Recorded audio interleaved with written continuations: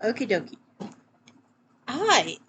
Well, thank you for coming today on this is Mother's Day 2024. So I'm gonna try my best to finish this book of Bible readings from the home.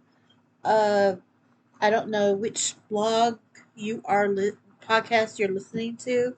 I have two. I have the Loretta Nash Show, and then I have Laura's blog. So I'm not really sure which platform you're listening to, but go ahead and like and subscribe and tell people of this blog of me, this little episodes anyway, of me reading from a book called The Bible Readings of the for the Home, Bible Readings for the Home that I a book that I got from an estate sale or a yard sale. That the book itself comes from 1963, and so some of the stuff that you'll be hearing is against the papacy. That's just the way the book is set up, and we are at uh, part 15 of the book. Yeah, part 15. And part 15 is Admonitions and Warnings. A domination. Uh, some of these words you're going to hear me talk kind of weird, and I don't read out loud very well. It's always been like that um, forever.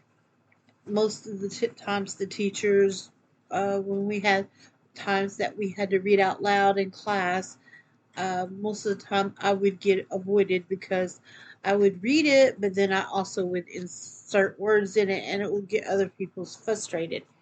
and other people frustrated, and then they would just, you know,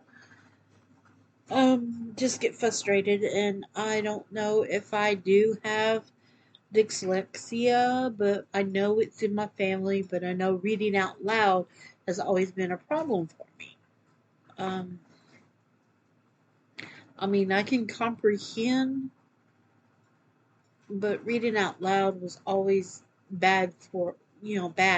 Even at home, sometimes we would, growing up, we would have, you know, there's four of us kids and a mom and a dad, and we had this, it wasn't mandatory, but we had times that we would sit and would read the Bible out loud and the King James Version, and each of us would get a turn to do it. And I did it a few times with when I got when I was living with my parents, and I'm like older, and I'm living with my parents because my husband wanted to go to school, and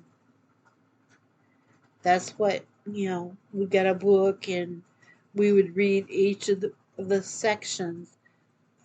Me and my daughter, she reads very, very well out loud. I mean, she even puts in character personalities if she wants to, and she can switch voices if it's up to her what she wants to do. Um, so, and with my husband coming back, I still got the book in here. I guess I could read the book and put it on here as some episodes, but I got other books that I could do that with. Okay, after I got sorry about rambling, let me go ahead and we're in part 15, uh, dominations, a admonition, admonitions and warnings. And it has, there's one, two, seven little things, seven little uh, articles in this part. First article is pride, selfish, and convictionness. Second is danger of debt. Third is respect of persons. Fourth is gossiping and backbiting. Um, the next is backsliding by itself. And then you have unbelief and doubt.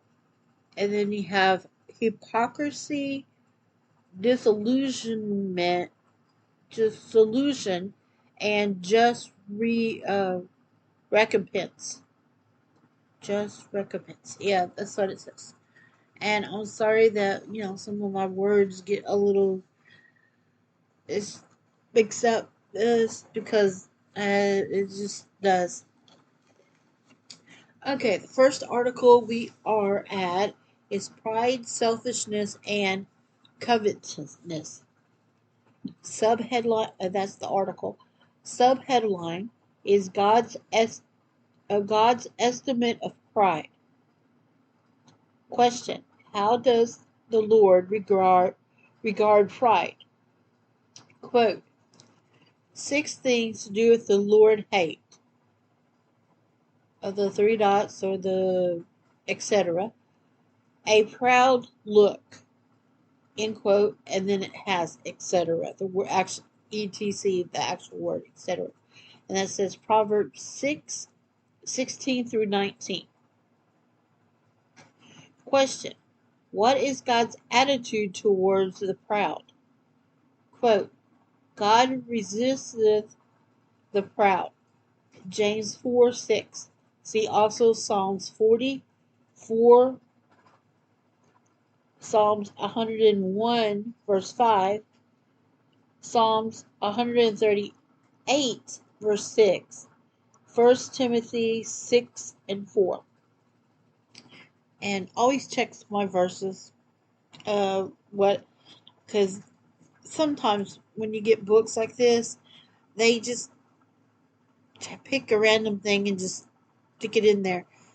And the editor does a little fast reading. They don't really actually look at the verses and stuff. So always do, as I've been saying through this whole series, is check it. Check up behind me with the verses. Okay. Question. Next subheadline in the article is what is pride? Question: what should we not indulge? What should we not indulge in pride? Quote: a high look, a proud heart, 3 dots, is sin. Proverbs 21, verse 4. Question: what is to be one of the sins of the last days? Quote: men shall be 3 dots, proud. 2 Timothy 3 and 2. 2 Timothy 3, verse 2. Okay, now we go into another. I'm looking at this right here. It's got a lot of sub articles in here, or sub headlines in this article. Okay, this one, it says the result of pride. Of what is pride a forerunner? Quote: pride cometh before destruction, and an haughty spirit before a fall. Proverbs 16:18. See also Proverbs 29:23. Question: what was the cause of Satan's downfall? Quote: thine heart was lifted up because of thine beauty. Ezekiel 28, verse 17. Question: how are the pride now generally regarded? Quote: now we call the proud happy. Malachi 3:15. Question: what is to be the fate of the proud in the great day of the Lord? Quote: all the proud, 3 dots, shall be stubble, and the day that cometh will burn them up. Malachi 4:1. Okay. Subheadline: The Commandments and Selfishness. Question: What great commandment, if kept, will exclude selfishness? Quote: Thou shalt love thy neighbor as thyself. Matthew 22:39. Question: What sin is forgiven by the 10th commandment? Quote: Thou shalt not covet. Exodus 20, verse 17. Question: How are we admonished with regard of selfishness? Oh, admonished. Okay, now I got that word.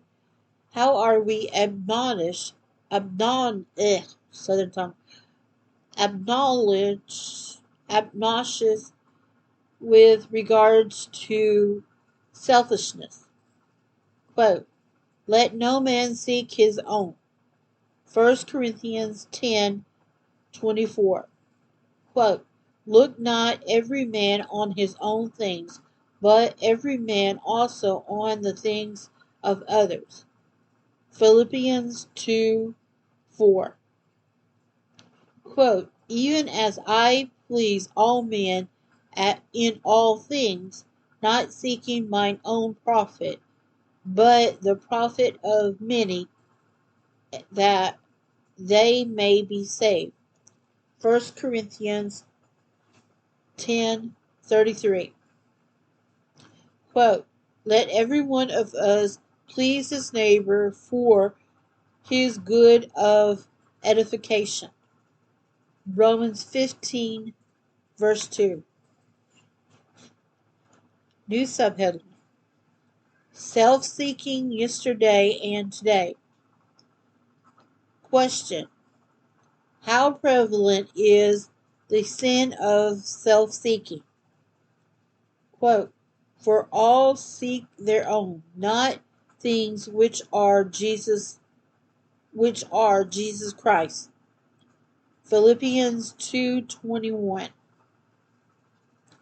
Question: What sins are characterized in the last days? Quote: Men shall be lovers of their own self, covetousness. 2 Timothy 3, verse 2. Actually, if you think about it, what's going on? Okay.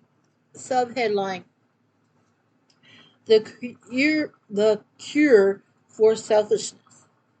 Question: What does clarity not do? What does charity not do? Quote: Charity, 3 dots, seek not her own. 1 Corinthians 13:4 and 5. Question: What example of selfishness did Christ leave for us? Quote: For your sake he became poor. 2 Corinthians 8:9. Quote: Even Christ pleased not himself. Romans 15, verse 3. See also 1 John 3:17. Okay, and we're going into another subheadline, but give me a second. Alright, sorry about that. The babies want to be cats, in and out. Yeah, talking about babies. We lost all 3 litters. First, Vashi lost all her babies, and then Khan lost all hers, and then Tortoise just lost all hers. Well, except for Grasshopper. grasshopper got adopted, when she was 6 weeks old. Hopefully she didn't consume. She was old enough to eat. But hopefully she didn't never got. Uh, but and then of course it has to be mating season again, and so uh, Adani is mating his siblings and his mom. But that's the thing around here.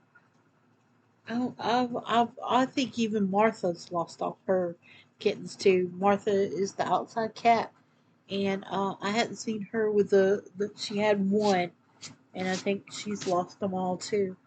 So that's four, yeah, 4 litters of kittens all gone. Okay, sorry about that. Didn't mean to down you. Okay, let me get back to the book. We have another subheadline. It says the nature of covetousness. Question: what warning did Christ give concerning covetousness? Quote: and he said unto them, take heed and beware of covetousness, for a man's life considereth not considered not in the abundance of things which he possessed. Luke 12:15. Question: what commandment forbids this sin? Quote: thou shalt not covet. Exodus 20 verse 17. Question: what does Paul call covetousness? Quote: mortify therefore your members which are upon the earth, fornication, uncleanliness, inordinate affection, evil comprising, and covetousness, which is adultery. Colossians 3:5. Question: what do these sins bring upon mankind? Quote: for these things' sake the wrath of God cometh upon the children of disobedience. Colossians 3:6. Question: what double service did Christ say is impossible? Quote: ye cannot serve God and mammon. Luke 16:13. Okay, now we have another subheadline. It says Bible examples of the covetousness.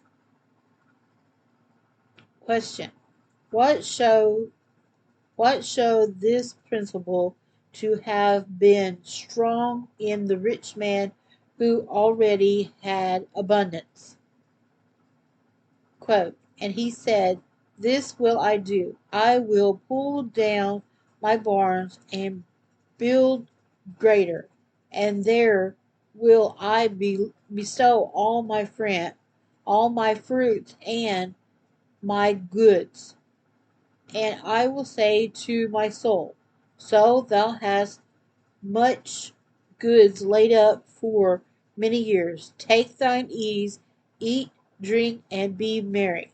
Luke 12:18 and 19. What did God say to him? Quote: but God said unto him, thou fool, this night thou shalt be required. Wait. But God said unto him, thou fool, this night thy soul shall be required of thee. Then whose shall those things be which thou hast possessed? Luke 12 verse 20. Okay. Question. What application of this parable did the Savior make? Quote, so is he that layeth up treasure for himself, and is not rich towards God. Luke 20:21. Question. Of what sin were the Pharisees guilty? Quote, and the Pharisees also, we were covetous, heard all these things, and they derided him. Luke 16:14. Question. What reply did Christ make? Quote, and he said unto them, ye are they which justify themselves before men, but God knoweth your hearts. For that which is highly esteemed among men is abomination in the sight of God. Luke 16:15. Question. What did this sin lead Achan to do?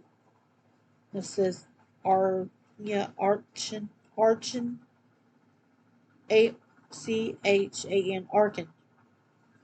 What did this sin lead Achan to do?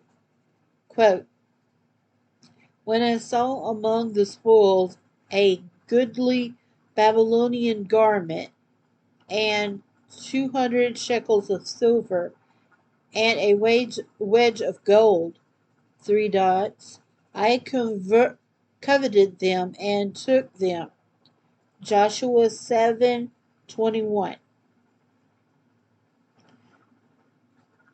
Achan.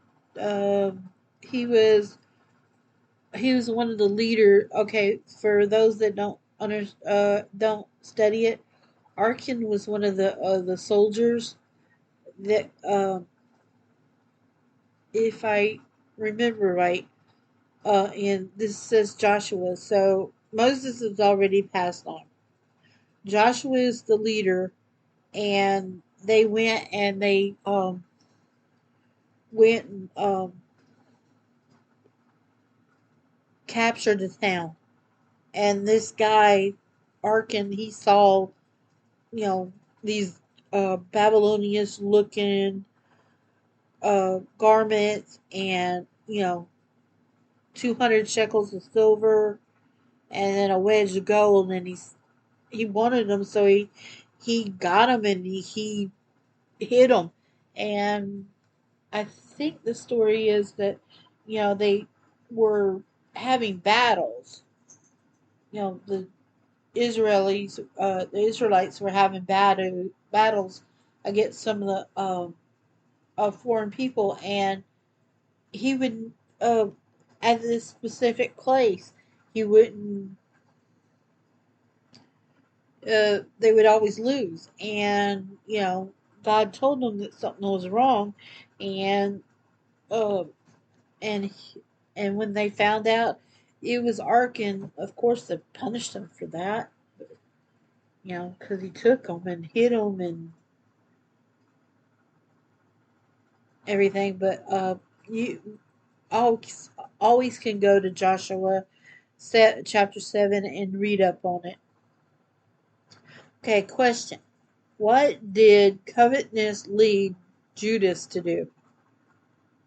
Quote, and Judas Iscariot, one of the 12, went up to the chief priests to betray him unto them.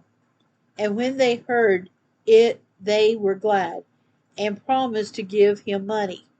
And he sought how he might convincingly betray him. Mark 14:10 and 11. Question. How does the Lord regard the covetousness? Quote, for the wicked boast of his heart's desire, and blessed the covetousness, whom the Lord abhorreth. Psalms 10:3. Okay, going to another subheadline. False and true ideas of wealth. Question. What parable did Christ give to correct the false idea of the Pharisees that wealth is a sign of special favor with God? The parable of the rich man and Lazarus. Luke 16:19 through 31. So y'all have the rich man, that's the one that covet what the stuff. But it's a good story. I question. What did he point out as one of the dangers of the possession of wealth? Quote, and Jesus looked around about and said unto his disciple, how hardly shall they that have riches enter into the kingdom of God? Three dots. Jesus answered again and saith unto them, children, how hard is it for them that trust in riches to enter into the kingdom of God? Mark 10:23-24. Note, and how hard is it for those who are rich not to trust in them? Question. As a rule, what class generally accepts the gospel? Quote, hearken, my beloved brethren, hath not God hearkened the poor of this world rich in faith, and heirs to the kingdom which he hath promised unto them that love him? James 2:5. Question. How difficult did Christ say it is for a rich man to enter into the kingdom of God? Quote, it is easier for a camel to go through an eye of a needle than for a rich man to enter into the kingdom of God. Mark 10:25. Okay.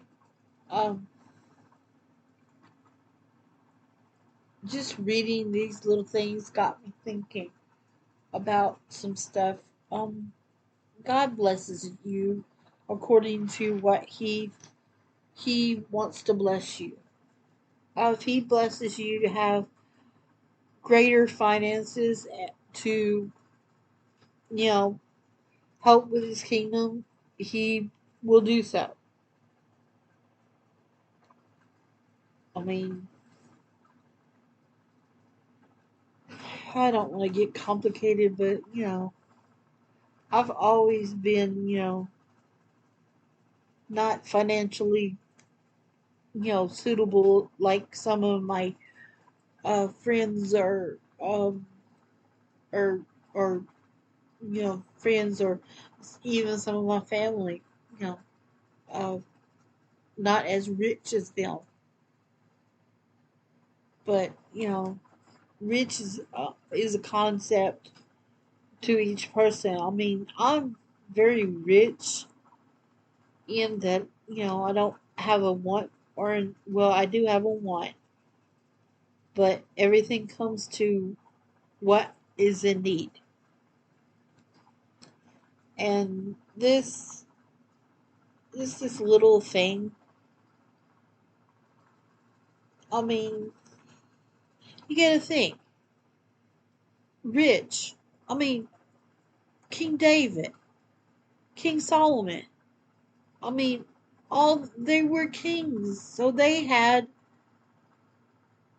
I know David didn't have money at the first because he was just a shepherd to his dad Jesse. I mean, he was the littlest one. He was the youngest of the sons, and I mean, that really blows some of this stuff out of the water. But, he gives you what you need. Okay, let me get back to the book. Okay.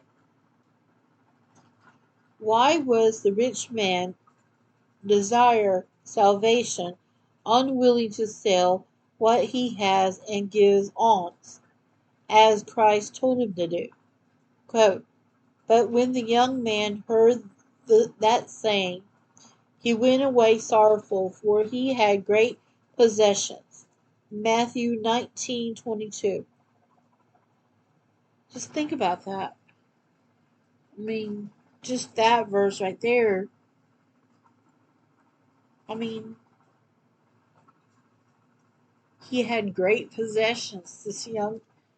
Um, this young man was very rich, and he was sorrowful because it was mainly because not because it was the way it was. It was good. He just was sorrowful that he couldn't do it. Well, he could do it, but let me digress and get back to the book, because that's interpretations are what you interpret, and each one person has a different point of view in just that little bit. I mean, you listen to these prosperity preachers, uh, you know, just a little bit of this and a little bit of that, but just think, but be content with what you have. Okay, question. What is the love of money declared to be? Quote, for the love of money is the root of all evil. 1 Timothy 6:10. This also really blows it out for the going through my family research and everything, and found most of them were of royalty, and some of their aunts and uncles and stuff, they built castles and they became nuns and stuff, and they were still rich nuns. I mean, just to each his own. Okay. Question. What evil befalls those who determine to be rich? Quote, but they that will be rich fall into temptation and a snare, and into many foolish, hurtful lusts, which drown men in destitution and perdition. 1 Timothy 6:9. Question. What gives man the power to get wealth? Who gives man the power of getting wealth? Quote, but thou shalt remember the Lord thy God, for it is he that giveth thee power to get wealth. Deuteronomy 8:18. Alright, give me a second. Okay. Question. How may all, rich and poor, honor God? Quote, honor the Lord with thy substance, and with thy firstfruits of all thine increase. Proverbs 3:9. Question. What caution is given concerning riches?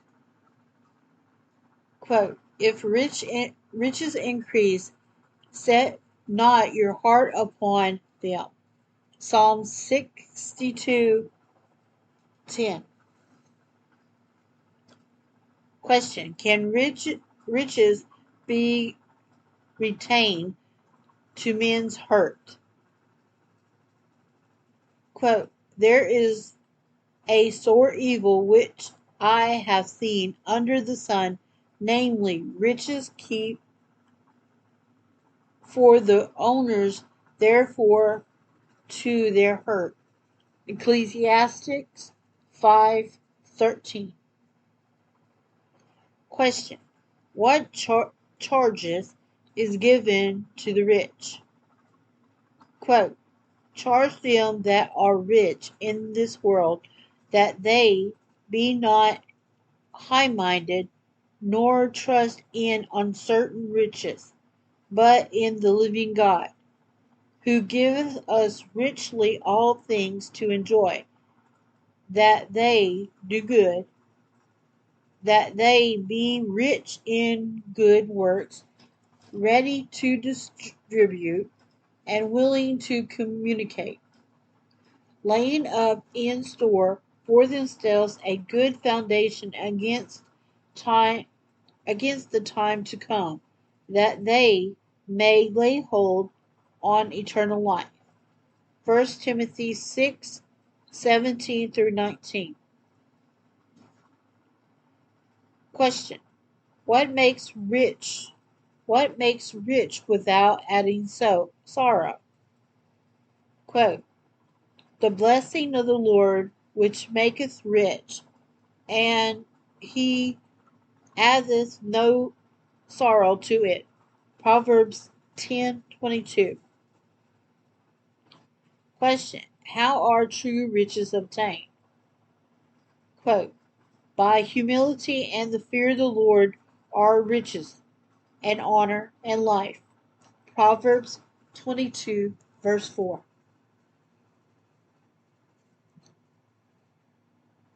Question. How did Moses esteem the How did Moses esteem the reproach of Christ? Esteeming the reproach of Christ greater riches than the treasures in Egypt, for he had respect unto the recompense of the reward. Hebrews 11:26. Question. What two classes of rich men are mentioned in the Bible? Quote, there, there is that maketh himself rich, yet hath nothing. There is that maketh himself poor, yet hath great riches. Proverbs 13:17. No, 13:7.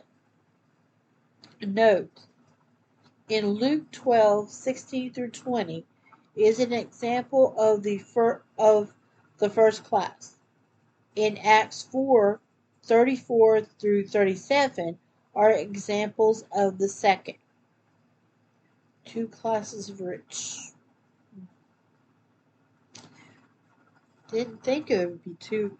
Well, because I'm always poor, but I'm probably a middle class poor. And then we got middle class, and then you got rich and super rich. That's how it is today. You got extremely poor, middle class, rich, and then extremely rich. Um, but each society has a different level of stuff, of hierarchies. Huh. And just thinking, like I said, doing family research, you got to think. I'm supposed to be able to go and play with all the high up to do folks, because my family came here and in the first bunch in 1607, and then my family came across the boat. Actually, one of my ancestors that I know for sure that I did research was actually the only kid. He was only 5, but the only kid on the Mayflower. So, and that was 1620. So you got to think 1607, maybe 18, I'll say 18-year-old, coming over here um, to to a new land, and then um, you know then 15, 16 years later, another batch of my family members come on the Mayflower. Um, well, I had more than one, but more than one ancestor on the Mayflower. More than one was probably over in the that came of Virginia. It landed in Virginia and the Virginia Company, and then you got to think of all the ancestors that were here who came from here, came from the United States, the the Native American that was here. I mean, you got to think. I mean, I can trace it back to um even this one website I went to. It's got like creepy crawling all over the little bugs. I'm just using it as a metaphor. Creepy crawling all over royalty, and then of course royalty. I mean creepy crawling in Europe, but mainly creep crawling all over Scotland and Ireland and England and all that creepy crawling, and then the Native American royalties that I'm supposed to be ancestors of that we don't really have. We don't. I don't research them. I researched one and got to a certain point, but that's about it. I mean, really. I digress. I just went off on a rabbit trail, but but I most people don't even think that I got all that. They just think I'm just some poor white person that's over here this from literally nowhere. But yet go and I can trace fun doing that. And you can find and trace, and it gets so complicated. Okay, let me get back to the book and let me try to finish reading this section article before go to another article. Okay, subheadline: Man's last golden opportunity. Question: Why are the last days to be perilous? Quote: This now also that in the last days perilous times shall come. For men shall be lovers of themselves, of their own selves, covetous, boasters, proud, blasphemers. 2 Timothy 3, 1 and 2. Question: What solemn warning is addressed to the rich who, in the last days, have heaped up treasures and opposed the poor? Quote, Go to now, ye rich men, weep and howl for your misery. Okay. Quote, Go to now, ye young men, weep and howl for your miseries that shall come unto you. Your riches are corrupted, and your garments are moth eaten. Your gold and silver is cankered, and the rust of them shall be a witness against you, and shall you shall eat your flesh as it were fire. Ye have heaped treasures together for the last day. Behold, the hire of laborers who have reaped down your fields, which is of you kept back by fraud, crieth, and the cries of them which are reaping are entered into the ears of the Lord of Sabbath. Ye have learned in pleasure on earth, and have and be want. Ye have nourished your hearts as the day of slaughter. James 5:1-5.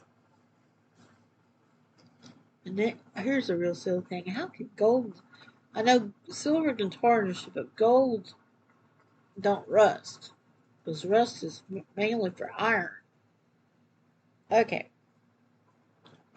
Just thinking out loud. Okay, question. Will silver or gold be available to deliver in the days of wrath? Quote, neither their silver nor their gold shall be able to deliver them in the day of the Lord's wrath. Zephaniah 1 verse 18. See also Proverbs 11 verse 4. Question. What will the rich men do with their money then? Quote, and they shall cast their silver into the streets, and their gold shall be removed. Their silver and their gold shall not be able to deliver them in the day of the wrath of the Lord. They shall not satisfy their souls, neither fill their bowls, because it is the stumbling block of their iniquity. Ezekiel 7:19.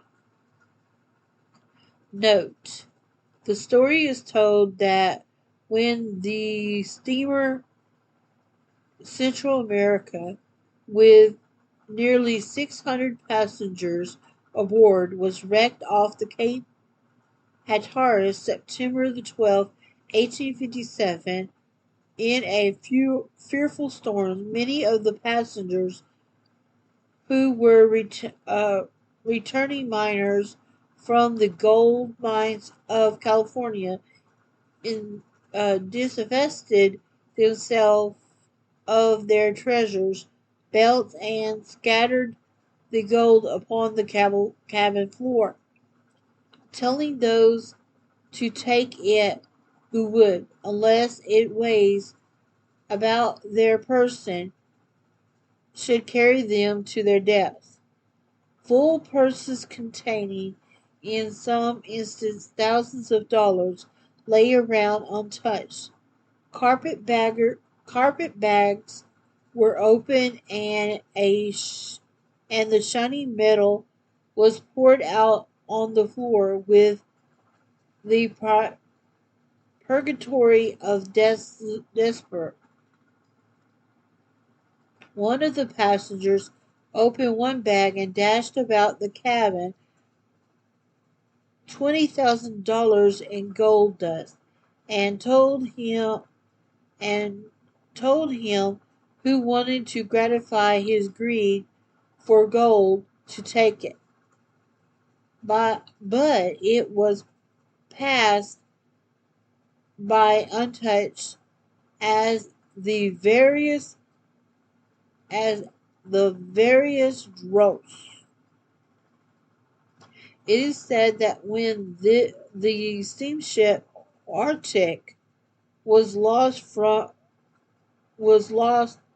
from a collision in mid-ocean, September the 25th, 1854, one passenger offered 30,000 pounds pounds sterling or $150,000 if the lifeboats would put back to save him. They turned to do so, but he sank before they reached him. So that's interesting right there. So the gold did not never save the people that, like it said, they would die with nothing. Because gold's heavy, will weigh you down. Silver is, you get enough silver weight to weight. It, well, let me get back before I get sidetracked. Okay, question. As stewards of God's gift, what are we told to do? Quote, and I say unto you, make to yourself friends of the mammon of unrighteousness, that when they fail, they may receive you into his everlasting habitation. Luke 16:9. Quote, as every man hath received the gift, even so minister the same one to another, as good stewards of the manifold grace of God. 1 Peter 4:10. And then we have a poem before I go to the next article. It says, Is not the way to heavenly gain through earthly grief and loss? Rest must be won by toil and pain. The crown repays the cross. And it says Henry F. Lyle. No, Henry F. Little. Light. Wait. Oh, it is light. Henry F. Light. Lyte. That's the end of that article. I know. Horrible reading. Horrible, horrible, horrible.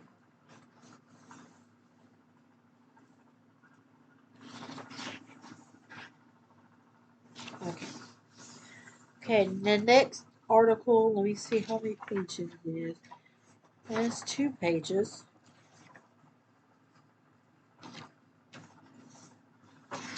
And it is the danger of debt.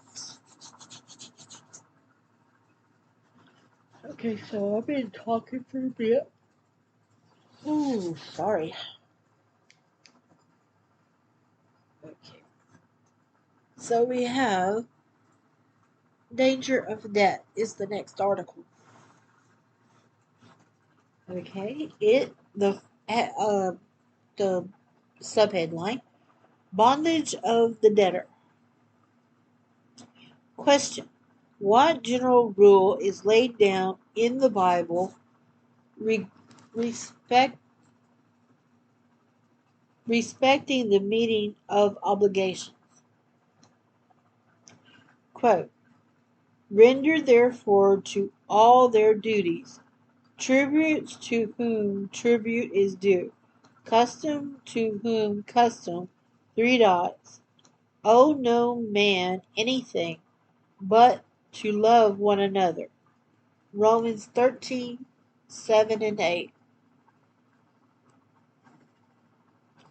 Question: In what condition is one who borrows? Quote, the borrower is servant to the lender. Proverbs 22:7. Question: to what extent is one responsible for the borrow? Okay, To what extent is one responsible for that borrowed? Quote, and if a man borrow aught of his neighbor, and it be hurt or die, three dots, he shall surely make it good. Exodus 22:14. Question. Why did the young man in Elisha's time feel so concerned about the loss of an axe head? Quote, but as one was filling a beam, the axe head fell into the water, and he cried and said, alas, master, for it is borrowed. 2 Kings 6:2. I remember this story. But if you think about it, it had something really, really super, super heavy.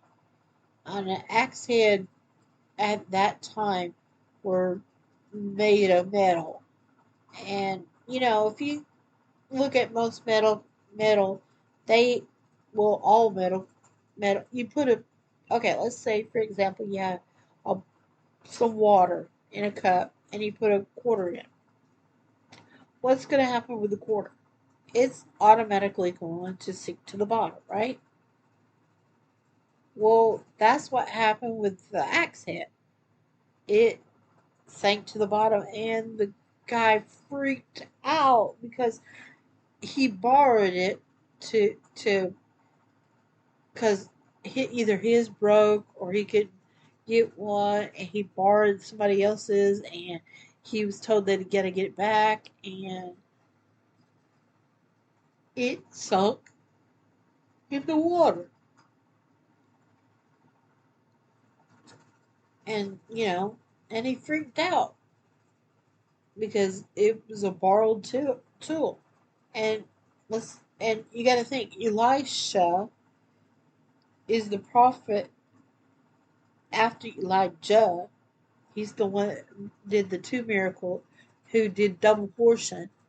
And then on top of that, when Elijah saw him, what was he doing? He's plowing a field.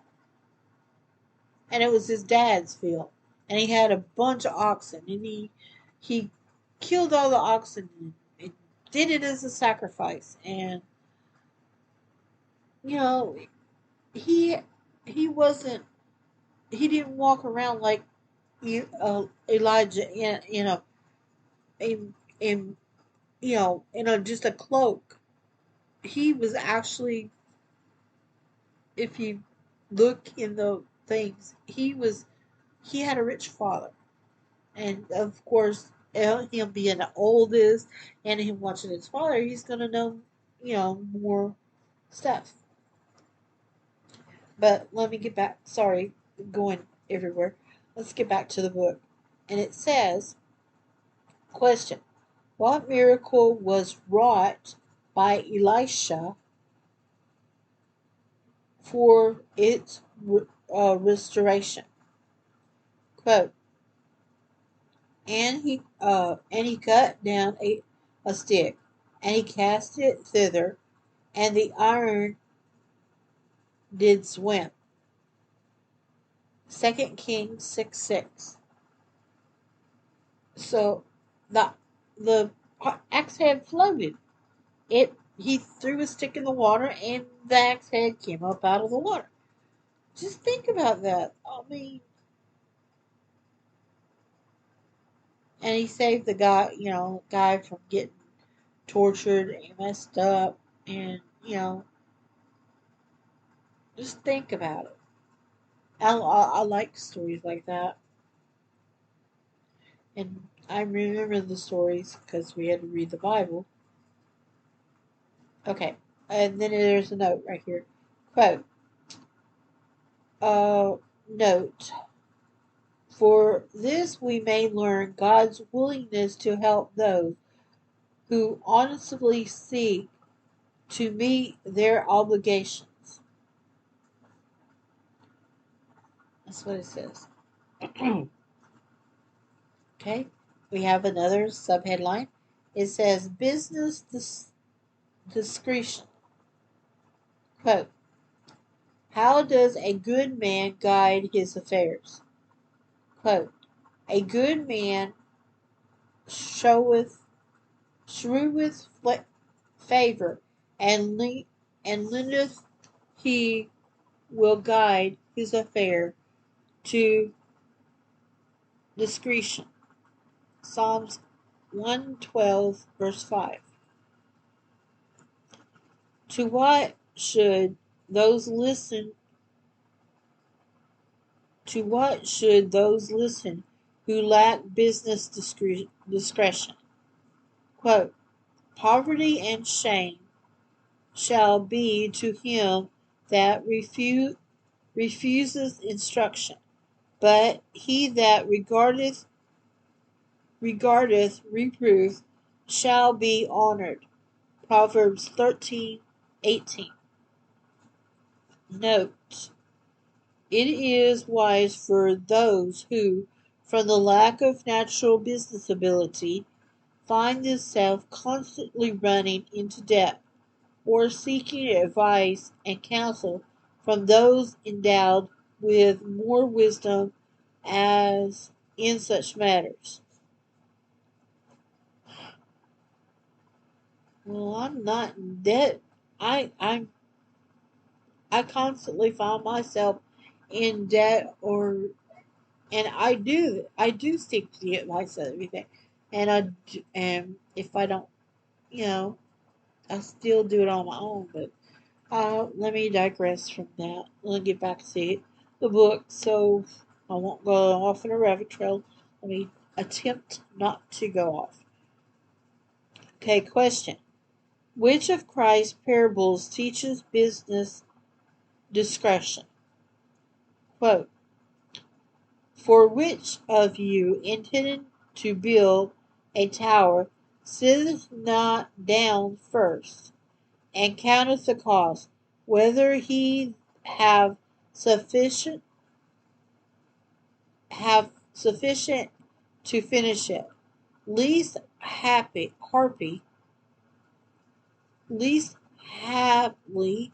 after he hath laid down the foundation, and is not able to finish it, all that behold it took to began to mock him, saying, this man began to build and was not able to finish. Luke 14:28 through 30. Yeah, I always had trouble with that when I had to take I was trying to get my an MBA, because I thought it would help me in my management, and I didn't never get that. It was hard understanding that we had to do the cost of everything, and that was hard for me to sit down and how much this cost, and that was hard. But now it's been years, and trying to do my art business. I see how it helps, but I can buy like what I just did. I bought a bunch of paper, lots of paper, and I bought some part paints and stuff, and I've bought the paper and the paint and the canvases and stuff, and but I bought all of it, and I have it all, and most of them are blank, some of them are not, and it's hard to. I forgot what thing, but we had to do that for a class, and that confused me a lot. I don't remember if it was an accounting class that it was, or oh, now I remember what it was. It was project management, and that's what we had to do for the project management, and it was confusing, and it's still kind of confusing now. But then I kind of remember bits and pieces pop up in my life about what uh, the manager has to do. Like my manager at the fast food restaurants, they had to buy, you know, why we always had to watch the kids that come in early in the morning. We had to watch because we were right by the school, and we couldn't give out water cups to get, for people to get water, because we had to give out clear water cups one time, because they would go by the pop machine where the water fountain is, and they would get the the drinks instead. And I did at that time. I didn't realize that a of syrup, box of syrup, was $20-$30 for a box of syrup, and they go through. If kids going and taking the, you know, stealing the drinks, is you have to pay for the syrup boxes, and they were 30, and whatever you make that day, you got to compensate for that. And then on top of that, we only got weekly. I mean, we ran out of stuff. One time we ran out of onions, and uh, he had to get money out of the petty cash or out of his pocket and run over to the grocery store to buy the onions and to have enough onions for the time. Same with the mayonnaise, same with the tartar sauce. Tartar sauce, we had to make homemade, we had to make our tartar sauce at one time. It's just mayonnaise and chopped up pickles, and that's what he said. Nobody complained and said the difference. I mean, that's what one restaurant we did that. I don't think we did it over at I don't think we did it as much at Hardee's, because most of the time they would have to use the buttermilk anyway for the chicken anyway. Because I'm figuring sometimes but no, we always had the buttermilk. And most of the time we had always had the flour, because we had to always, and the we did run out of the raisins, the cinnamon raisin biscuits that I had to make. I can make some of them. Sound so good. I might have to show my daughter how to make them.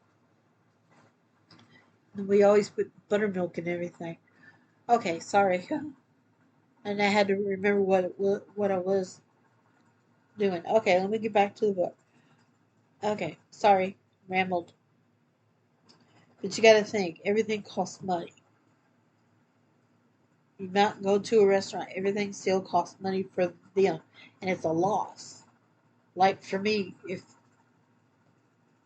giving away these drawings, like my brother keeps saying, and everybody keeps saying, for underpayment, you giving it away for less than not the $20 that they have for the hours of work. I mean, you work on it like, I still got a few more hours to repay on this painting, but I figured I worked 20 hours on it. Well, 20 hours at the $20 that they get over in that California wages is went up to $20. For minimum wage is $20. I mean, it's still a lot of money. And they have to cut people down to business expense, and they got machines that actually do it. But sometimes the machines get messed up and everything. And oh, okay, going way off. Okay, let me get back to the book. Question: How were means provided for building the tabernacle? Quote: And Moses spoke unto all the congregation of the children of Israel, saying, This is the thing which the Lord commanded, saying, Take ye from among you any offerings unto the Lord,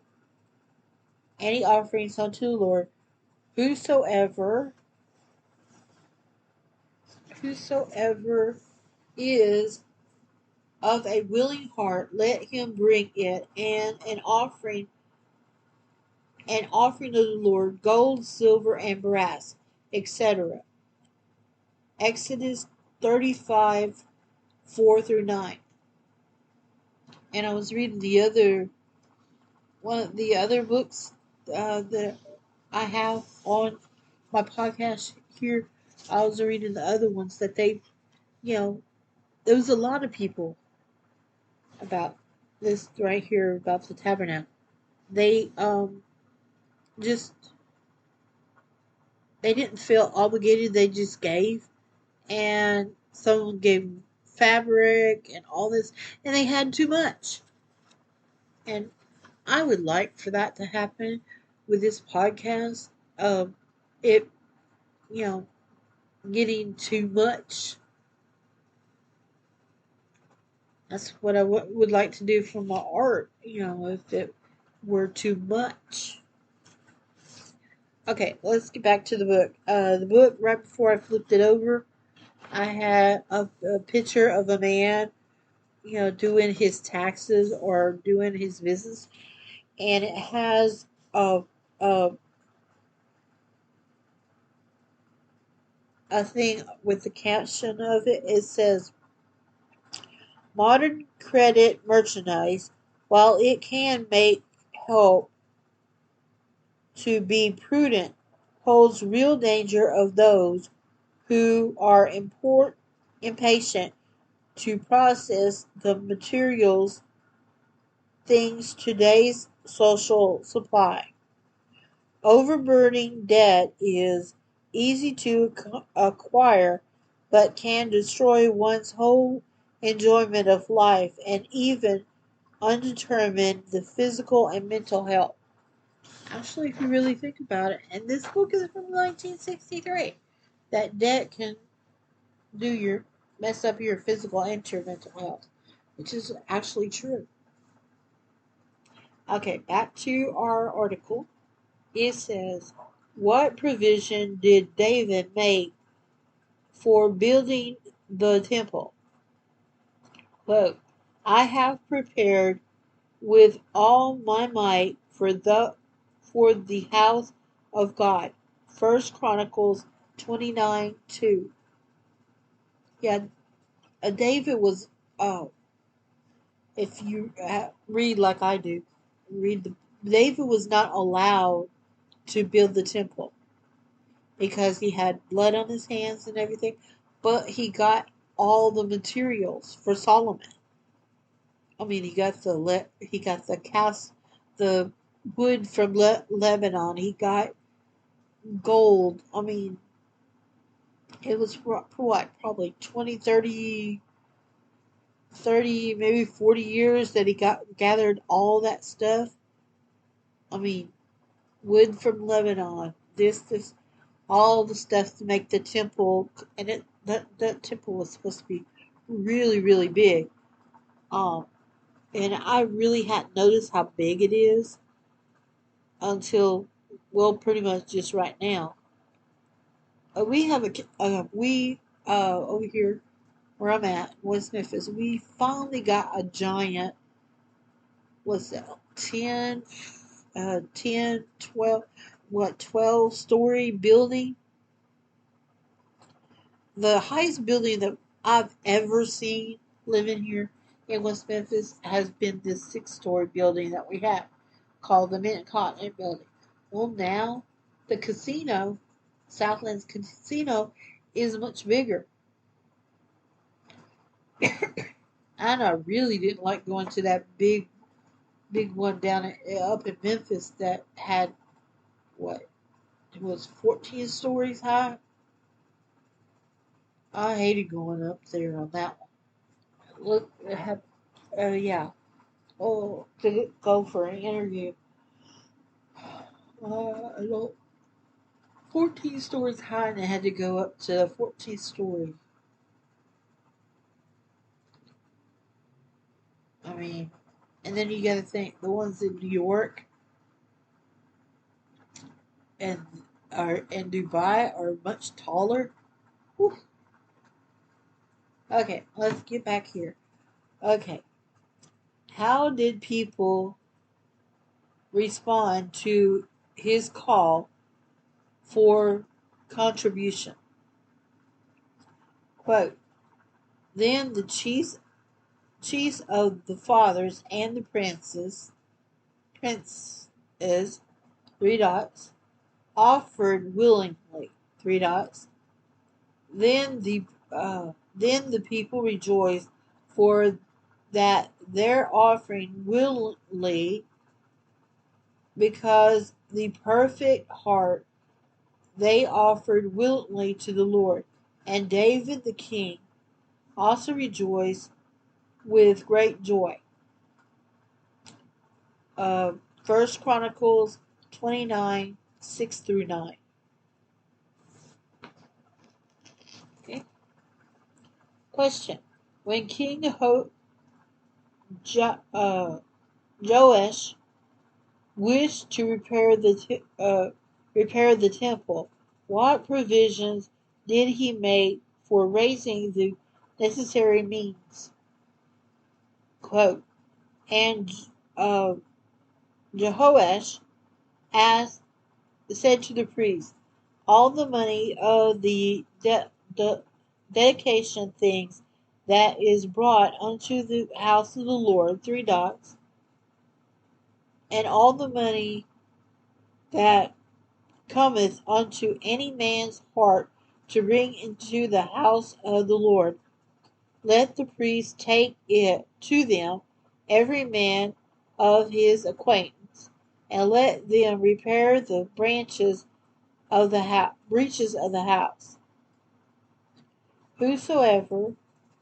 Wheresoever any breaches saith be found. 2 Kings 12, 4 and 5. Question. When after 16 years it was found that these repairs had not yet been made, what was done?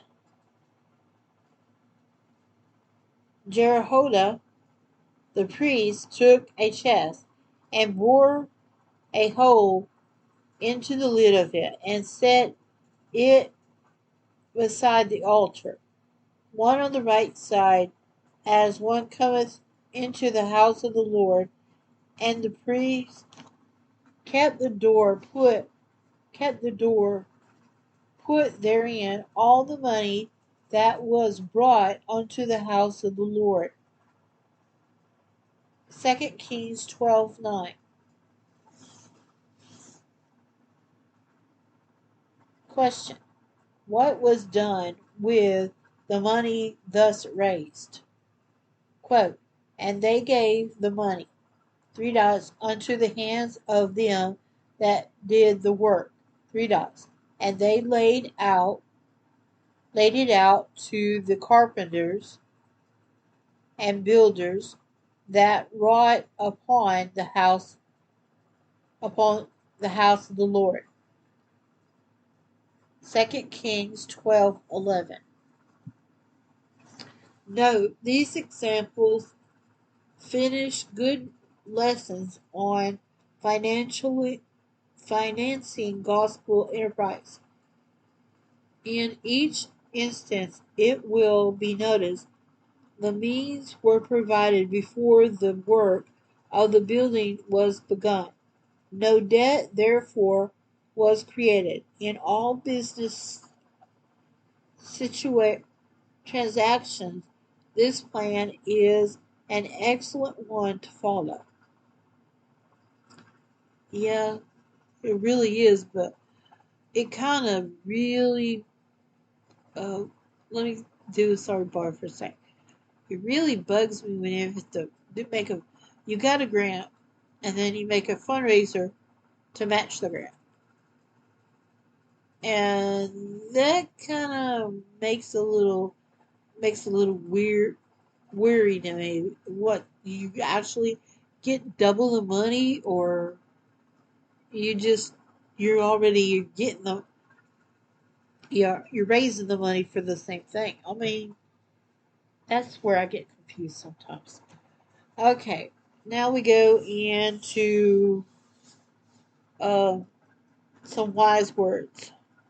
Wise word, and this is part of this article. It says, wise words on dubious debt. Okay, the following paragraph is credited to T. DeWitt Talmage. Quote, debt. There is no worse demoralizer of character. The sad records of defaulting, embezzling, and dishonest failure which we meet with so constantly in our daily press are often, indeed most frequently, the result of the demoralization of debt and the consequent desperate efforts of extraction. The financial props have given way. Three dots. Debt reigns as many households and destroys as many fine character as rum. It is the devil's mortgage on the soul, and he is always ready for foreclosure. Pay all your bills. Look every man into the face, conscious that you owe the world no more than it owes you. Be indebted for nothing but love, and even that be sure you pay in kindness, and the payments are frequent. This running end quote, this running into debt is a great cause of dishonesty. Three dots. Young men are growing quite shameless about being in debt, and the immortality extends throughout society. Tastes are being tastes are becoming more extravagant and luxurious, without the corresponding increase of the means that enable them to be gratified. But they are gratified nevertheless, and debts are incurring which afterwards weigh like a millstone around the neck. Three dots. The safe plan is to run up no bills and never to get into debt. And the next is, if one does get into debt, to get out of it again as quickly as possible.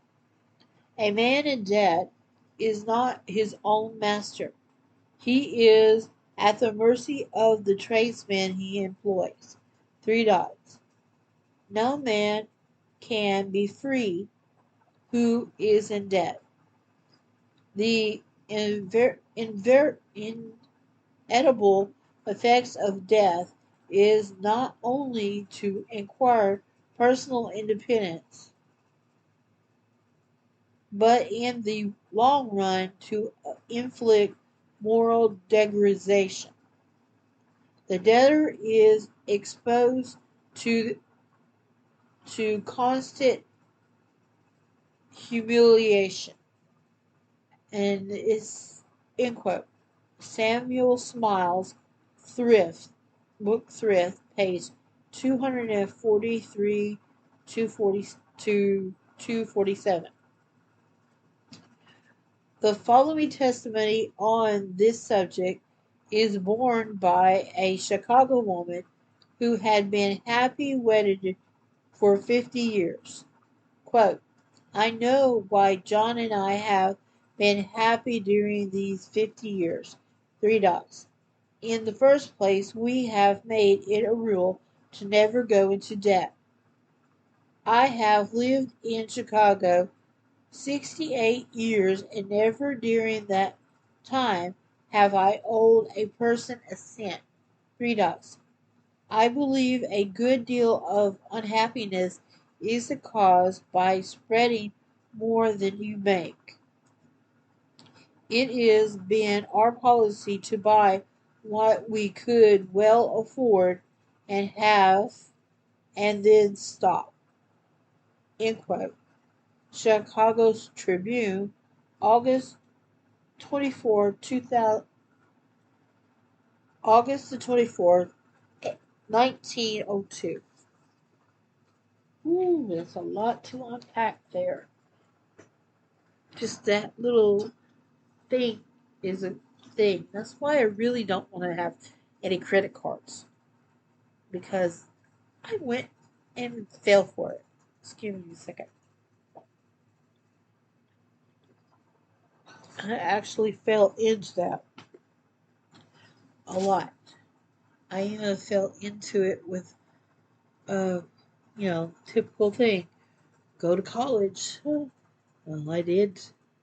And I fell into it.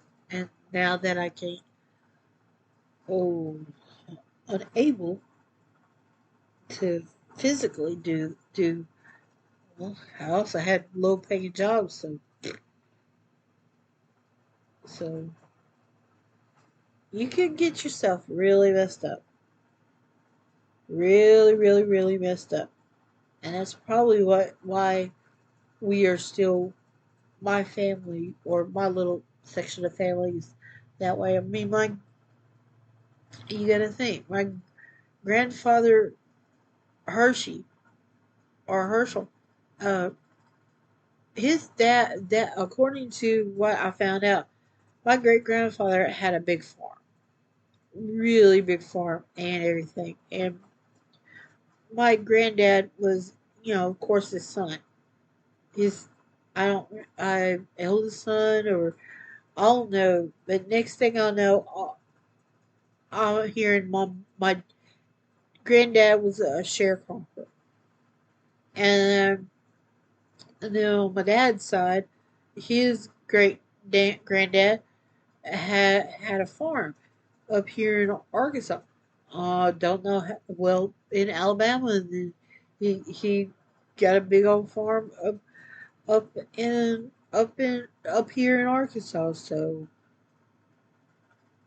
you know everything gets a little this kind of thing, and probably that's what all we just didn't know how to do it. I mean, according to what my great aunt said, when that you know don't know if he owned a lot of land. And my uncle wound up having. Well, yeah, he was the youngest son, and he wound up with 80 acres of and but um well, it probably came from that land. Probably came from uh well, it's a lot of things if you think about it. The Hubbards, I heard one time that the Hubbards had a whole entire mountain, and then there's a creek, and then something about the family goes that they had a disagreement, and then one of them decided to go ahead and since it was the time of exploration over here on this side of the Mississippi, that's where some of them did, and it's supposed to have got murdered on that side, the east side to the west, and most everybody I see, my great granddad Haney, he, you know, he's up here in Arkansas, and of course, don't know how big a thing he had, and of course, you get to think that's in the hundreds, 1900s. I mean, they lived around 18, and new land and all that. Oh well. Oh, let me see. Okay. Let me go ahead and let's see what this. How long this is going to be? Oh, it's got 3 pages on this article. Okay, this article is called "Respect of Persons." Excuse me. So we're going to go ahead and start with this article. Alright, sub headline is God's strict impartiality. I have to break these words down sometimes. Okay. Question. Of what did God make all nations? Quote, and hath made one blood, bracket, or, quote, of one, that is Adam, in bracket, all nation of men for to dwell on the face of the earth, and hath demanded the times before appointed, and the bounds of their habitation. Acts 17:26. Question. To how many is God good? Quote, the Lord is good in all good to all, and his tender mercies are over all his works. Psalms 145 verse 9. Question. Is God a respecter of persons? Quote, neither doth God respect any person. 2 Samuel 14:14. Question. Who is accepted with God? Quote, then Peter opened his mouth and said, of a truth I perceive that God is no respecter of persons, but in every nation he that feareth him and worketh righteousness is accepted with him. Acts 10:34-35. Okay, another subheadline. Man's responsibility to be fair. Question. What prohibitions are given in the scriptures against having respect of person? Quote, ye shall not respect persons in judgment, but ye shall hear the small as well as the great. Ye shall not be afraid of the face of man. Deuteronomy 1:17. Quote, ye shall do no unrighteousness in judgment. Thou shalt not respect the person of the poor, nor honor the person of the mighty, but in righteousness shalt thou judge thy neighbor. Leviticus 19:15. Quote, blessed is that man that, three dots, respecteth not the proud, nor shall as turn aside to lies. Psalms 40, verse 4. Question, of what are those guilty who respect persons? Of what are those guilty who respect persons? It says, quote, if ye have respect to persons, ye commit sin, and are convicted of the law as transgressors. James 2:9. Quote, he that despiseth his neighbor sinneth. Proverbs 14:21. Question, by what illustration is this sin made plain? Quote, my brethren, have not the faith of our Lord Jesus Christ, the Lord of glory, with respect of persons.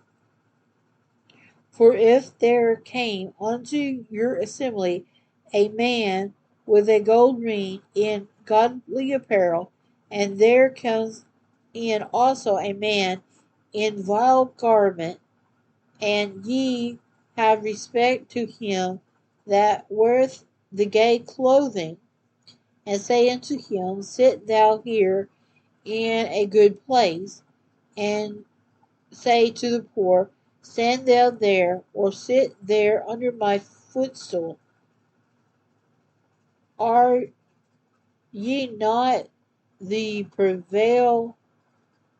Are ye not then partial in yourselves, and are become judges of evil thoughts? James 2:1-4. What led to the appointment of deacons in the early Christian church? Quote, and in those days when the number of the disciples were multiplied, there arose a murmuring of the Grecians against the Hebrews, because their widows were neglected in the daily ministration. Acts 6, verse 4. Grecians. Grecians would be like the Gentiles, or be like the Gentiles, and they call them Grecians. But then not necessarily to be Grecians, because I have a thought that one of my ancestors just happened to have been a gladiator, and they found his bones and they did the DNA test, and I'm such and such percentage closer to him, that he was involved in this, and I'm sure he probably was not a pre-Christian and probably got involved in it. Just a thought. Okay, it is a thought. Okay, question. What mistake did Peter and the others make some years later in their conduct in dealing with Hebrews and the Gentiles? Excuse me. Quote, but when Peter had came to Antioch,